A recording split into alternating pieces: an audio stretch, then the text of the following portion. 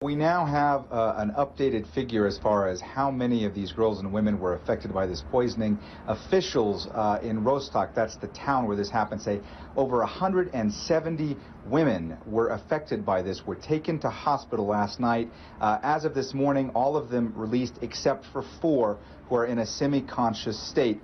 This is very concerning in that town, and we've been told by the district administrator there that in fact 2 of the school caretakers have been taken in for questioning, and that police are doing all they can to find out who exactly did this. Now, we were told by officials yesterday they believe this was done by extremists, insurgents who are opposed to the idea of girls being educated. We know that the women that were affected were between the ages of 14 and 30.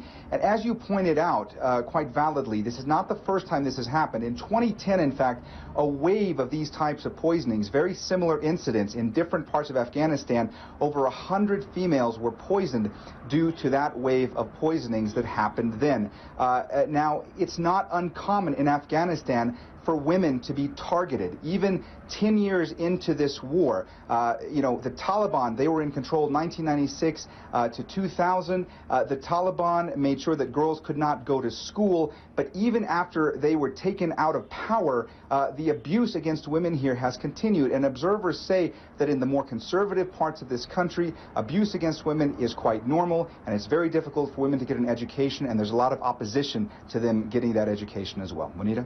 That said, Mohammed, if it's not that uncommon for girls and women to be targeted, how much effort is actually being put into to actually keeping them protected?